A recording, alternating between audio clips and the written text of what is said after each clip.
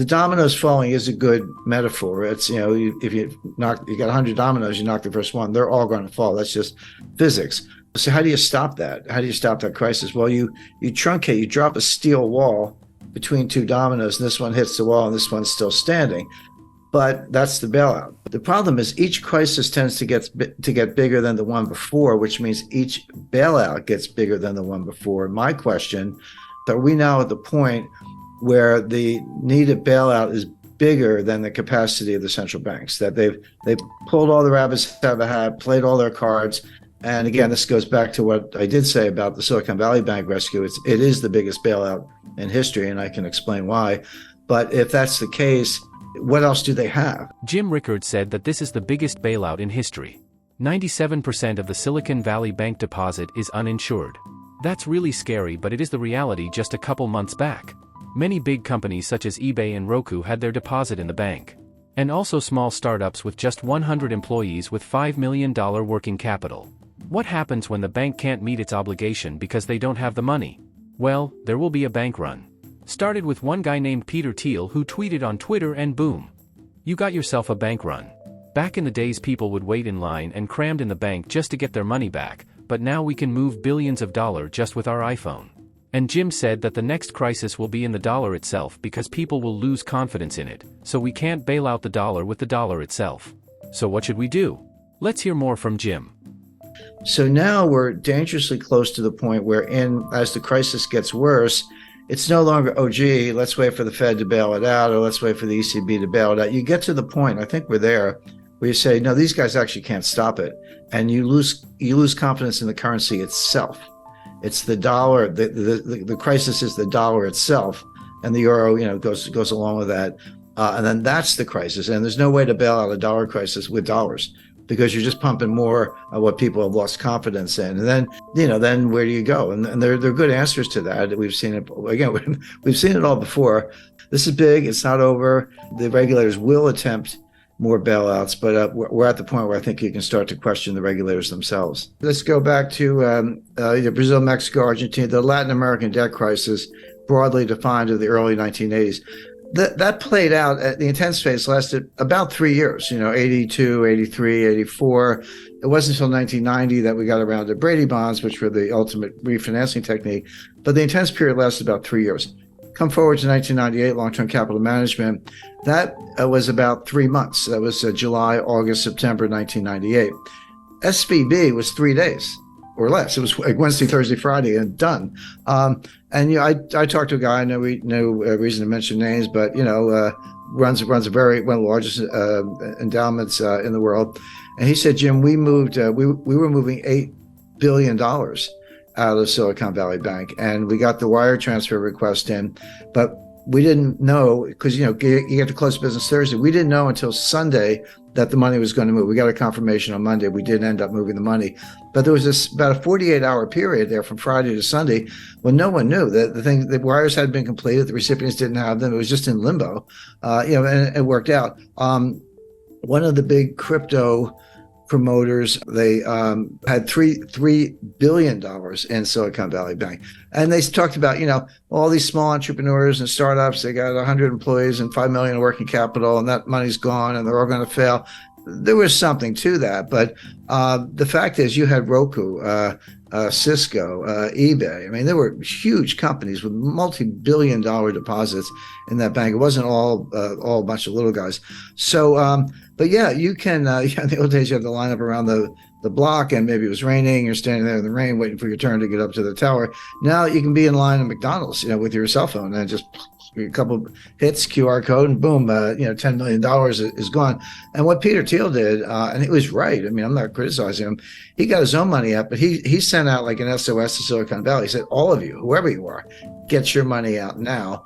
And a lot of people did, and that was that $40 billion. So the time frame is becoming more compressed because of technology. You're exactly right about that, which means that the response function has to be equally compressed, or else you are going to have all the consequences of an honest to goodness global financial crisis. Imagine you're a small business with a working capital of over $250,000. And then some weird thing happened and you can't get your money out of your bank. Let's imagine this frightening scenario happened. What is the most likely to happen is, your money might be gone. It's not frozen or suspended, it's gone. And it's not just in theory, it's already happened. You can hear it directly from Jim Rickards himself. And I'm not sure if everyone knows the sequence, but on Friday night, March 10th, the FDIC took over Silicon Valley Bank. And they issued a press release. And they said, here's what we're doing. We're taking over. We're putting it into what's called a receivership. Anyone with $250,000 or less, your deposits are fully insured. No worries. You'll have your money Monday morning. And over $250,000, your deposits are gone. They didn't say frozen. They didn't say suspended. They said gone. And they gave you a receivership certificate, basically an unsecured printed up IOU from the FDIC, but not money. And it's a receivership certificate. And they said, hang on to them. In effect, we're going to sell assets. And as and when we realize proceeds from assets, we'll give you something. We'll give you distributions on these things.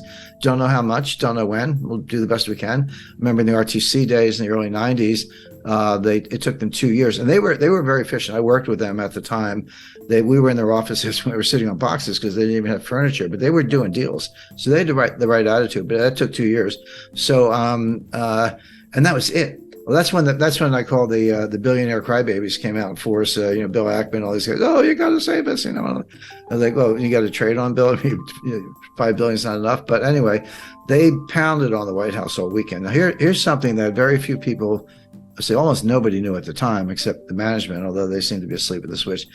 Everyone's like, yeah, startups, venture capital. And there's a lot of truth to that. 97% of the deposits of Silicon Valley Bank were uninsured.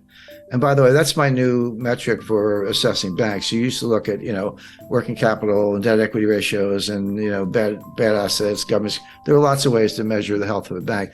But the most relevant way right now is, and this is publicly available, take the ratio of uninsured deposits to total deposits.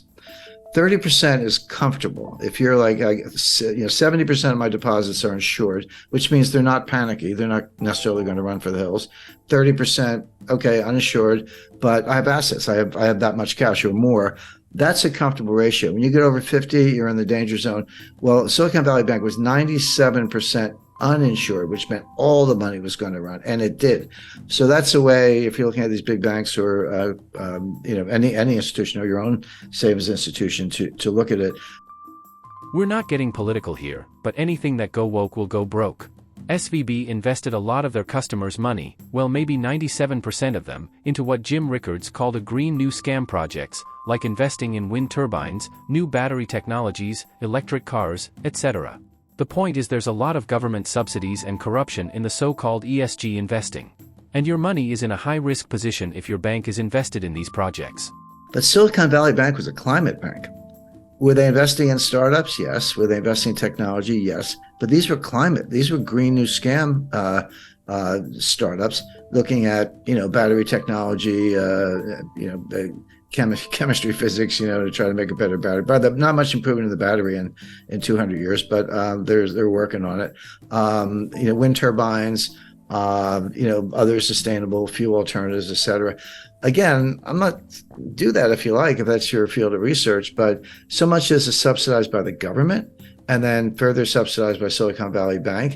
And that's where the assets were. That's where the loans were by and large. And so the White House is getting hammered, not only because of entrepreneurs, job losses, and by the way, we are in an election cycle here in the United States, but from the greenies who are extremely powerful. So that was Friday night. So Saturday, everyone's crying to the White House. Sunday night at 6 o'clock. By the way, mark that on your calendar. Sunday, 6 p.m. is when they tell you what they're going to do. 6 p.m. Sunday, November 12th, they came out on, March 12th, they came out on Silicon Valley Bank. The following week, 19th, that was Credit Suisse. And then the week after that, it was something else. But they always announce the collapse on Friday and they announce the relief on Sunday. So they have the weekend to work on it. But you got to be careful about 3-day weekends. Easter, Easter's an example. But